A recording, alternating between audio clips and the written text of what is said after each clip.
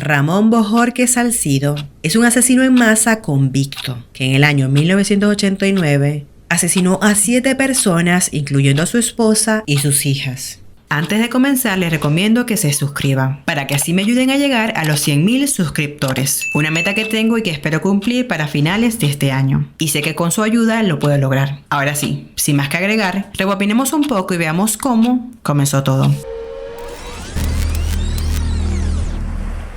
Ramón Bojorquez Salcido nació el 6 de marzo de 1961 en Los Mochis, Sinaloa, México. De acuerdo a la información que proporcionó su madre, Valentina Armendáriz, Ramón sufrió una neumonía severa al mes de edad. Durante su infancia disfrutó de la escuela, pero cuando su padre murió en el año 1975 dejó de asistir, habiendo entonces recibido solo 9 años de educación. En su adolescencia tuvo muchos amigos y se llevaba bien con su familia. Asimismo, tuvo varios trabajos que lo ayudaron en ocasiones a contribuir a las finanzas de la familia. La madre describió que Ramón tenía mal genio, al igual que su padre. En una ocasión se enojó con su hermana y destruyó su cama. En otra, cuando ella no quiso hacer lo que Ramón decía, golpeó a su hermano en la cara cuando este último le pidió que se calmara. Mientras vivía en su México natal, a los 18 años de edad, Ramón se casó con una joven que había quedado embarazada de otro hombre.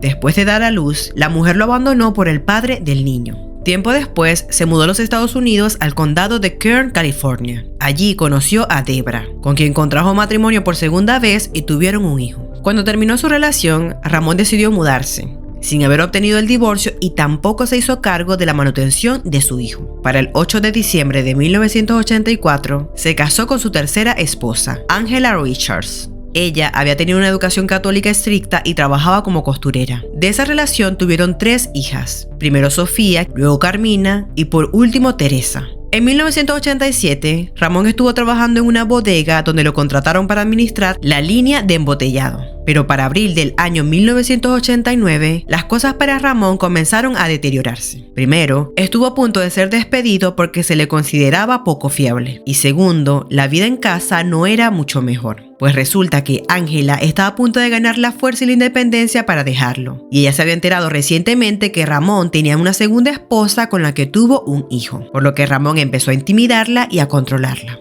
Si bien Ramón y su primera esposa se habían separado, en realidad nunca se divorciaron. Y entonces, para ese momento, ella lo localizó y obtuvo una orden judicial que lo obligaba a pagarle $511 por mes, además de $5,807 al Departamento de Servicios Sociales del condado para pagar sumas entregadas por esa agencia a ella.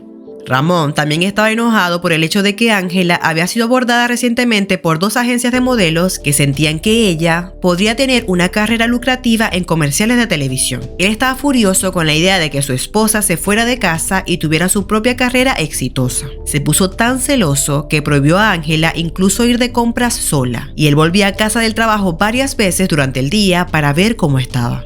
Ramón era conocido como consumidor frecuente de bebidas alcohólicas. Le gustaban los automóviles de lujo y varios meses antes de que ocurrieran los hechos, compró un Pontiac Trans Am, pero en enero de 1989 transfirió el vehículo a un amigo después de que le resultara difícil hacer los pagos. Ramón Salcido, incapaz de aceptar la semilla que había sembrado, hizo lo impensable. Y es así, como teniendo este contexto, es que vamos al día de los hechos. El 14 de abril de 1989, después de pasar la noche aspirando cocaína y bebiendo en su auto, Ramón Bojorquez Salcido, de 28 años de edad, recogió en pijamas a sus 3 hijas pequeñas de sus camas y las llevó a una cantera cerca del basurero situado en Stage Gulch Road. Una vez allí, colocó a sus hijas sobre sus rodillas y les cortó la garganta una por una, y luego las arrojó a la maleza. Salcido condujo posteriormente hasta la casa de sus suegros, donde se sentó afuera y esperó a que su suegro, Bud Richards, saliera de casa para trabajar como conductor. Llamó a la puerta principal y le dijo a su suegra, Marianne Louise Richards, de 47 años de edad, que necesitaba una herramienta prestada. Cuando Marianne regresó a la casa para recuperar la herramienta, Ramón forzó su entrada y cerró la puerta detrás de él. Tiró al suelo a su suegra, le dio un golpe en la cabeza y finalmente la apuñaló hasta causarle la muerte. Minutos después, asesinó a 2 de las hijas menores de Marianne, Ruth Bernadette, de 12 años, y María Ann, de 8. Ambas fueron apuñaladas hasta la muerte. Antes de irse, Ramón llamó a su esposa, Ángela, de 24 años de edad, y cuando ésta le confirmó que estaba en casa, robó una pistola de la casa de los Richards y volvió a subirse a su auto. Condujo de regreso a la casa de alquiler de la familia y cuando llegó, le disparó 4 veces a Ángela, matándola. Luego condujo hasta el almacén donde trabajaba y esperó a un hombre llamado Tracy Tubby de 35 años, un hombre casado con 2 hijos, quien era para ese momento su supervisor. Cuando apareció Tracy, Ramón encendió sus luces indicándole que se detuviera. Cuando este lo hizo, Ramón se acercó al auto y le disparó al hombre en la cabeza, matándolo instantáneamente. Luego condujo hasta la casa de su otro supervisor llamado Ken Booty. Apuntó con sus pistolas y disparó. Afortunadamente falló y le disparó una vez más en el hombro. Ramón luego apuntó a la esposa de Ken, Terry, y apretó el gatillo. El arma se atascó y Ramón se fue. Cuando la policía llegó al lugar, Ken identificó a Ramón como el que le disparó y dijo que no tenía ni idea de por qué había tratado de matarlo a él y a su esposa, describiendo que en un momento Ramón había sido un empleado valioso y no tenía problemas con él. Con un nombre, la policía se dispuso a intentar localizar a Ramón, pero muy pronto la mayoría de los cuerpos fueron descubiertos. Sin embargo, las 3 hijas de Ramón seguían desaparecidas. Todo el pueblo se aferró a la esperanza de que estuvieran bien y que Ramón simplemente se hubiera escapado con ellas. No obstante, al día siguiente, un joven que caminaba por el borde de una cantera que bordeaba el basurero se encontró con la espantosa escena: 3 niñas inmóviles y rodeadas de sangre. Cuando la policía llegó al lugar, tanto Sofía, de tan solo 4 años de edad, como Teresa, de 1 año, estaban muertas. Pero milagrosamente, Carmina, de 3 años, todavía se aferraba a la vida a pesar de que le habían cortado la garganta de oreja a oreja. Inmediatamente fue llevada de urgencia al hospital del Valle de Petaluma. La niña había sobrevivido al ataque despiadado de su padre por 36 horas. Mientras que Carmina fue atendida y se esperaba su pronta recuperación, a Salcido se le identificó como el principal sospechoso de todos los hechos ocurridos. La oficina del sheriff del condado de Sonoma lanzó una persecución masiva. Incluso ofrecieron $25,000 de recompensa a quien lo entregara a la autoridad americana. Paralelo a eso, se realizaron los correspondientes estudios forenses. Los resultados determinaron que Marianne, la madre de Ángela, había sufrido una lesión por fuerza contundente en la parte posterior de la cabeza, suficiente para dejarla sin vida. Sus 2 hijas, María y Ruth, murieron por pérdida de sangre debido a las heridas. Algunos medios de información dijeron que una autopsia concluyó que las 2 niñas habían sido abusadas antes de ser asesinadas. Tracy Tubby, el supervisor de Ramón, había sufrido 4 heridas de bala, 3 en la cabeza y 1 en el brazo. 2 balas recuperadas de su cabeza resultaron ser calibre 22. Por su parte, Sofía murió por la pérdida de sangre causada por 3 grandes cortes laterales en la garganta, que penetraron hasta la columna. Mientras que Teresa murió también por la pérdida de sangre causada por 2 cortes laterales en la garganta. Salcido, después de haber cometido los crímenes, llamó por teléfono a su madre y le informó que había ocurrido una tragedia. Había matado a su esposa y lo iban a matar o se iba a suicidar. Él le dijo a su madre que había dejado a sus hijos con un amigo y ella le solicitó que primero la visitara a ella y a su hermana por última vez. Ramón Salcido entonces abandonó su vehículo, huyó a Sinaloa, México, y después de 3 días se presentó en la casa de su madre llorando y angustiado. Posteriormente allí, sus familiares lo entregaron. Fue entonces como finalmente, 5 días después, el 19 de abril de 1989, fue capturado por las autoridades mexicanas en las afueras de Guasave, cerca de Los Mochis, México. El hombre fue entregado a los detectives del alguacil, quienes lo deportaron a Estados Unidos para ser juzgado. Los detalles del horrible asesinato se habían extendido tanto por todo el condado que Ramón era un hombre despreciado. Los manifestantes se reunieron esperando su regreso de México, donde esperaban y coreaban justicia. Si bien hubo una gran hostilidad hacia Ramón, los residentes locales manifestaban buenos deseos para la salud de Carmina, la única sobreviviente. La niña había sido sometida a una traqueotomía y hubo que insertarle un tubo en la tráquea para facilitarle la respiración hasta que la herida cicatrizó. Que un niño de 3 años sobreviviera durante 36 horas en un campo abierto con la garganta cortada sorprendió a los médicos. Por su parte, el doctor Dennis McLeod dijo que cuando Carmina llegó, no había duda de que había algo en su carácter y valor que le permitió sobrevivir, pues por las características de la herida que tuvo, era muy poco probable que sobreviviera. Los médicos también dijeron que inconscientemente Carmina había mantenido la cabeza hacia abajo cubriendo su herida en el cuello. Además, había estado sentada durante casi 30 horas y eso había impedido que se ahogara por sí sola. Según los informes médicos, su laringe casi había sido cortada y la base de su lengua estaba desgarrada por el corte. Uno de sus dedos había sido cortado casi hasta el tendón, presumiblemente porque Carmina intentaba protegerse de su padre. Durante las siguientes 3 semanas, ayudada por el personal del hospital, Carmina cobró fuerzas y se recuperó. Una de las enfermeras le había proporcionado a la niña una imagen de un cachorro en un libro para colorear. Carmina tomó un crayón rojo, cortó al perro y puso una línea en la pata y en el cuello del perro. Y dijo: "Mi papá hizo esto". Por todas esas evidencias, en julio de 1990, Ramón Salcido fue a juicio por el asesinato de 7 personas. En el momento que estaba bajo custodia policial, admitió los asesinatos de su esposa e hijas. En su defensa, Salcido dijo que su matrimonio se estaba desmoronando. Sospechaba también que su esposa le era infiel con su jefe de trabajo. Igualmente dijo que debía dinero y que estaba a punto de ser despedido. Él y Ángela habían discutido cuando recibió los documentos de manutención de niños de su segunda esposa. A su vez, él estaba enojado porque sospechaba que él no era el padre de su hija mayor, Sofía. Esto último fue confirmado mediante pruebas genéticas post-mortem, la cual efectivamente concluyeron que Sofía no era la hija biológica del acusado. En tanto, los fiscales argumentaron que Salcido premeditó los asesinatos por celos y venganza, y mostraron evidencia que se encontró en la casa del acusado y de su pareja, Ángela. Debido a cómo estaban posicionados algunos objetos y en desorden varias habitaciones, se presume que Ángela había luchado desesperadamente por su vida. También presentaron muestras de sangre del imputado que se realizaron el 21 de abril de 1989, pero no se detectó cocaína ni otras drogas. El toxicólogo forense testificó que era poco probable que la cocaína ingerida el 14 de abril pudiera detectarse en el cuerpo del acusado el 21 de abril, pero la presencia de cocaína o su metabólito puede detectarse en la sangre seca. Por lo que las autoridades tomaron una muestra de sangre seca recolectada de la caja de municiones encontrada en la casa de Richard, donde se estableció que Ramón tenía más de 100 nanogramos de cocaína.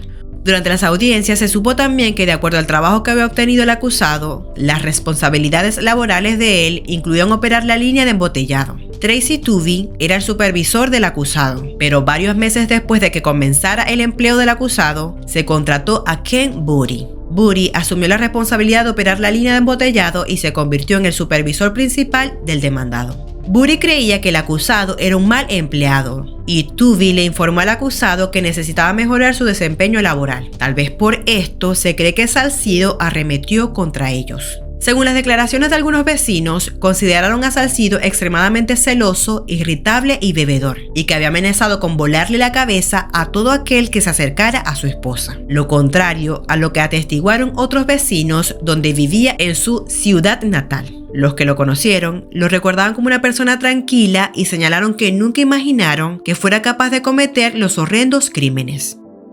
Un criminalista que probó el arma descubrió que el cargador tenía un problema de alimentación, que hacía que la primera ronda se colgara, lo que podía resolverse golpeando el cerrojo o expulsando la primera ronda. Asimismo, se incautaron varios cartuchos sin disparar en la escena del crimen. El señor Richards confirmó que la pistola era similar a las armas que tenía en su casa como parte de una colección de armas que guardaba con municiones en el armario de un dormitorio. Por su parte, el abogado defensor Martin Miller esperaba convencer al jurado de que su cliente había estado enloquecido por la influencia de la cocaína y el alcohol. La defensa había solicitado un veredicto de asesinato en segundo grado u homicidio preterintencional, bajo la circunstancia de que las drogas habían puesto a Salcido en un estado de depresión psicótica cuando comenzó su desenfreno. Ramón Salcido, después de todo, el 30 de octubre de 1990, fue encontrado por el jurado culpable de 6 cargos de asesinato en primer grado, un cargo de asesinato en segundo grado y 2 cargos de intento de asesinato premeditado. La fase de la pena comenzó el 5 de noviembre de 1990 y las partes concluyeron la presentación de pruebas el 13 de noviembre. Después de 3 días de deliberaciones, el jurado emitió un veredicto de pena de muerte el 16 de noviembre de ese mismo año. El tribunal de primera instancia se negó a modificar el veredicto e impuso una sentencia de muerte el 17 de diciembre de 1990. Martin Miller, abogado defensor, Dijo que nunca podía esperar ver a su cliente en libertad. El objetivo que dijo era evitarle a Salcido la pena de muerte. Lo mejor que podíamos esperar de 127 años de prisión. Y esa es la forma en que argumentamos el caso. Tenemos que ser realistas al respecto, mencionó. Ramón, después de haber sido entrevistado por periodistas, dijo que no estaba realmente arrepentido por sus acciones. Mientras tanto, días después de su sentencia, los familiares de Ramón tuvieron que dejar el domicilio donde vivían en México tras varios ataques, uno de ellos con bombas Molotov que provocaron un incendio. Por otra parte, después de que Carmina salió del hospital, sin parientes que pudieran cuidarla debido a que su abuelo no se sentía capacitado después de la muerte de su familia, fue adoptada por una pareja que era amiga de su abuelo. Ellos eran una familia católica ultraconservadora en Missouri, quienes procedieron a cambiarle el nombre a Cecilia.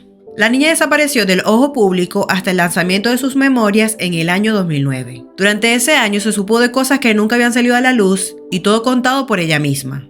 Pues en una entrevista, ella dijo todo lo que había vivido desde muy pequeña.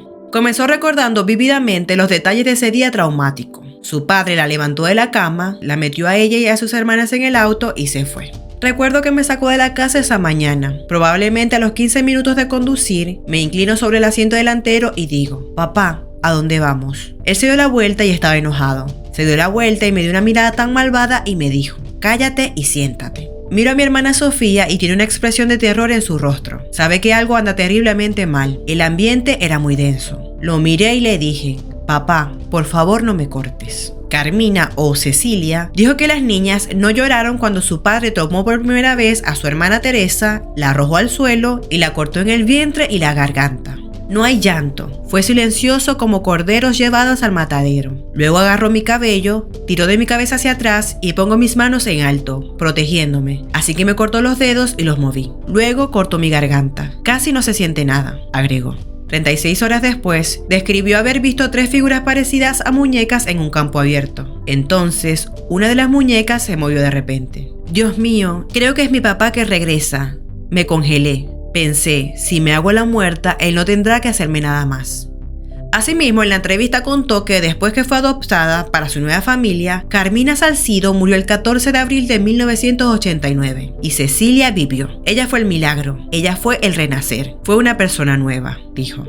Viviendo lo que ella llamó una distorsión del tiempo cultural del siglo XIX, Carmina dijo que Cecilia tenía un contacto limitado con el mundo exterior. A los 15 años descubrió una caja escondida de recortes de periódicos que contenían historias de terror de su pasado. Y dijo que cuando se enfrentó a sus padres adoptivos, estos le dijeron en su mente que su pasado era un camino tabú que la conducía directamente al infierno. Para escapar de la casa de su familia adoptiva, ella se unió a un convento de Nebraska a los 17 años. Después de menos de un año dejó el convento y buscó un nuevo hogar en un rancho para adolescentes con problemas en Idaho.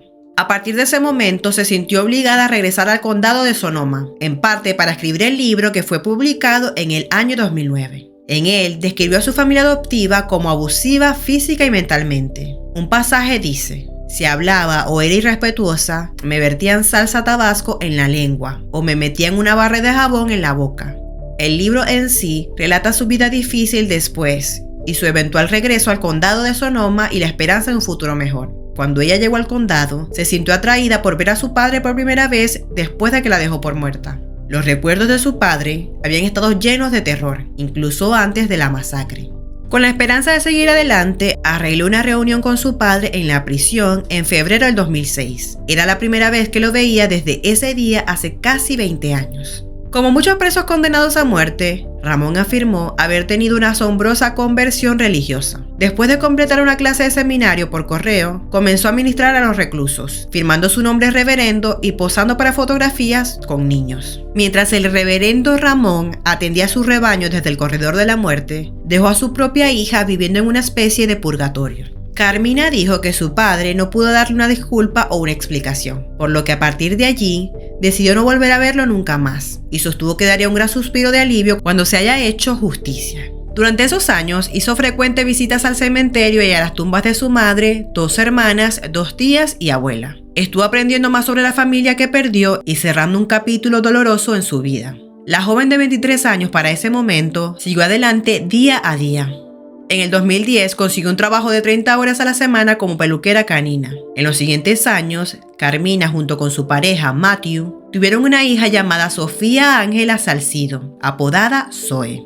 Todo aparentaba estar bien, sin embargo, los problemas seguían. Carmina estuvo peleando la custodia de su hija de aproximadamente 3 años, pues resulta que a principios del año 2013, los funcionarios de protección infantil del condado se la quitaron, al encontrar indicios de que la seguridad de la pequeña estaba en peligro por diversos factores, entre ellos consumo de drogas, falta de juicio y violencia doméstica crónica. El condado colocó a la niña temporalmente con una familia adoptiva y ordenó a los padres seguir en un régimen de terapia y asesoramiento. Para el 2014, Carmina solo podía ser una madre a tiempo parcial para Zoe. La veía 2 veces a la semana, 4 horas cada vez. A pesar de los avances mostrados por Carmina y su ahora expareja Matthew, la trabajadora social declaró en el informe que 1 año después de que les arrebataron a su hija, los padres aún enfrentaban desafíos. Durante ese tiempo, los 2 padres estaban tratando de trabajar juntos para buscar la custodia compartida de Zoe. Por ley, todos los registros y procedimientos relacionados con la separación del niño de la custodia de sus padres fueron secretos, por lo que esto es todo lo que se sabe hasta los momentos de la custodia de Zoe. Hace tiempo, Carmina escapó por poco de la muerte a manos de su padre. Ahora se encuentra en la posición de tratar de demostrar que su hija está a salvo con ella. Actualmente, Ramón Salcido se encuentra en el corredor de la muerte en la prisión estatal, desde su condena en 1990. Bueno, hasta aquí el caso de hoy. Como siempre les digo, cualquier duda, comentario o sugerencia para un nuevo caso me lo pueden dejar en la caja de comentarios. Aquí les dejo otros videos recomendados y mis redes sociales por si quieren seguirme. Recuerden darle like al video y suscribirse para que así YouTube les avise cada vez que yo subo un video. Mi nombre es Mayra, pero pueden decirme Machi. Nos vemos en un próximo video.